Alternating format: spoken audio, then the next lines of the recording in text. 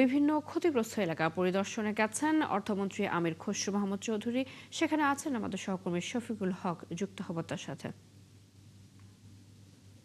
শফিকুল, নিশ্চয়ই শুনতে পাচ্ছেন। আজ চট্টগ্রাম কোন এলাকায় পরিদর্শনের পরিকল্পনা রয়েছে, ক্ষতিগ্রস্ত এলাকায় কি ধরনের সহায়তার কথা বলছেন অর্থমন্ত্রী, সব মিলিয়ে জানাবেন।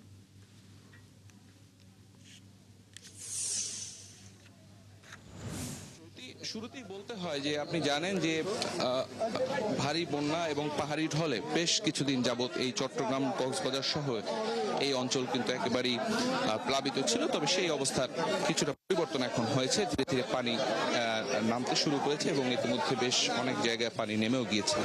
তো এরই ধারাবাহিকতায় সরকারের পক্ষ থেকে যেই ত্রাণ সহায়তা সেগুলো কিন্তু অব্যাহত ছিল এবং যেই 7 লাখের মতো মানুষ, কিছুক্ষণ আগে অর্থমন্ত্রী যেটি জানালেন যে প্রায় 7 লাখের মতো মানুষ এখানে পানিবন্দী অবস্থায় ছিল এবং তাদের যেই ত্রাণ কার্যক্রম সেটি কিন্তু শুরু থেকেই চলছিল। তো পানি নেমে যাওয়ার পরে অর্থমন্ত্রী এই প্রথমবারের মতো এখানে এসেছেন এই ত্রাণ কার্যক্রমে অংশ নিতে এবং আমরা একটু সরাসরি যদি তার সাথে কথা বলতে চাই, এখানে আমাদের মাননীয় অর্থমন্ত্রী রয়েছেন।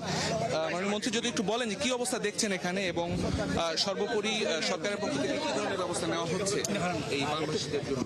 সব একেবারে চাল ডাল থেকে শুকনো খাওয়া থেকে রান্না করার থেকে সব রকমের 7 লক্ষ পরিবার, এখানে 7 লক্ষ লোক পানিবন্দী চারিদিকে, সবার জন্য সব সাহায্য ত্রাণ দেওয়া হচ্ছে। শুধু তাই নয়, পরবর্তীতে যে পুনর্বাসন কর্মকাণ্ড তারও ব্যবস্থা নেওয়া হয়েছে, বীজ, সার ইত্যাদি সহ।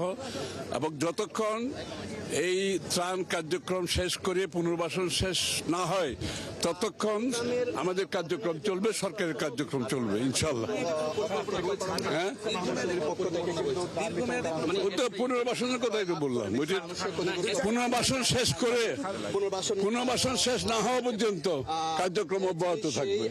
ধন্যবাদ আপনাকে। শুনছিলেন চৈতি, এখানে অর্থমন্ত্রী তিনি বলছিলেন যেমনটি যে যতদিন পর্যন্ত এই পুনর্বাসন কার্যক্রম শেষ না হয় সরকারের পক্ষ থেকে সেই সরকারের পক্ষ থেকে যে কার্যক্রম সেটি কিন্তু অব্যাহত রাখা হবে। এবং আজকের অর্থমন্ত্রী তার নিজ যে সংসদীয় আসন সেই সংসদীয় আসনের বেশ কিছু এলাকায় তিনি এই ত্রাণ কার্যক্রম পরিচালনা করবেন এবং এই মুহূর্তে আমরা রয়েছি হাজিপাড়া এলাকায়। এর পরবর্তীতে তিনি শহরের আরো বেশ কিছু এলাকায় তার এই ত্রাণ কার্যক্রম পরিচালনা করবেন। সবশেষে রাতে তার ঢাকায় ফেরার কথা রয়েছে। চৈতি, এখন পর্যন্ত এই ছিল আমার কাছে।